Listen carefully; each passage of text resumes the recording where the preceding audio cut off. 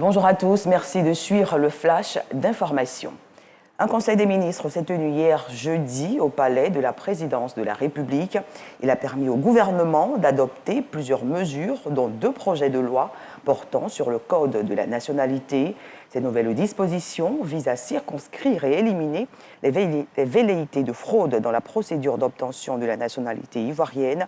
Les précisions de Mamadou Touré, porte-parole adjoint du gouvernement. Au titre du ministère de la Justice et des droits de l'homme, le Conseil a adopté 2 projets de loi. Le premier projet de loi modifie la loi du 14 décembre 1961 portant code de nationalité tel que modifié par les lois du 21 décembre 1972 et du 17 décembre 2004, les décisions du président de la République du 15 juillet 2005 et du 29 août 2005 et la loi du 13 décembre 2013. Ce projet de loi vise à prévenir les fraudes sur la nationalité ivoirienne, à circonscrire notamment les mariages de complaisance contractés en vue donc de contourner la procédure ordinaire de naturalisation. Ainsi, le présent projet de loi fait obstacle à l'acquisition immédiate de la nationalité ivoirienne pour le conjoint étranger suite à la formalité administrative du mariage avec l'autre conjoint de nationalité ivoirienne.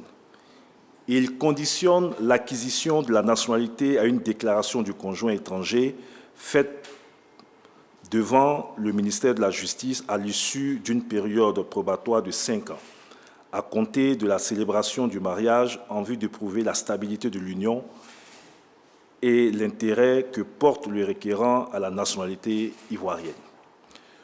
Aussi, la nationalité n'est acquise qu'à la date de l'acceptation de la déclaration d'acquisition de la nationalité ivoirienne du conjoint étranger par l'autorité compétente. La première dame de Côte d'Ivoire est à Kinshasa, en République démocratique du Congo.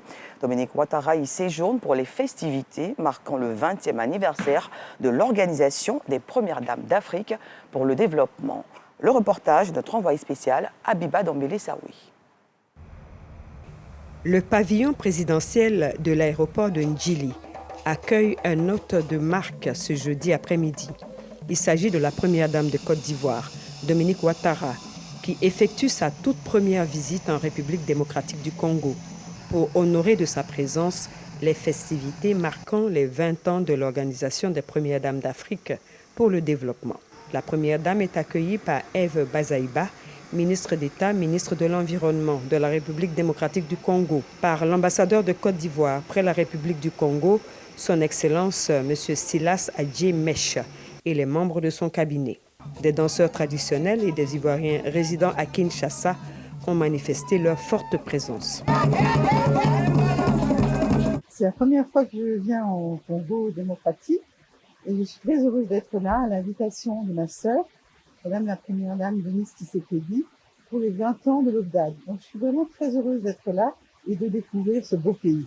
À son arrivée au Palace Fleuve Congo, hôtel où elle va résider pendant son séjour, Madame Dominique Ouattara est chaleureusement accueillie par une foule nombreuse, arborant des t-shirts à son effigie, un bain de foule qui va durer de longues minutes. Au programme de ce 20e anniversaire de l'Organisation des Premières Dames d'Afrique pour le développement, des conférences et panels, des expositions et un dîner gala.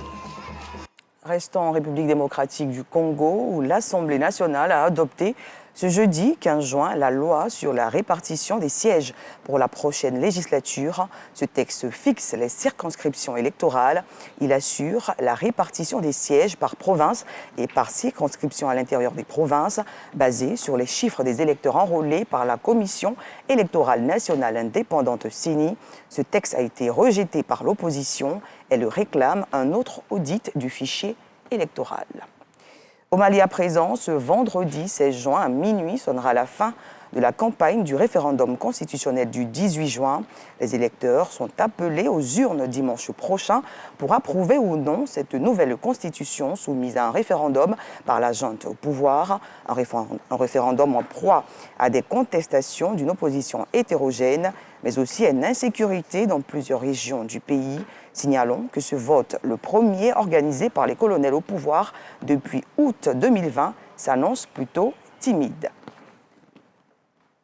Fin de ce point de l'information. Merci de nous avoir suivis.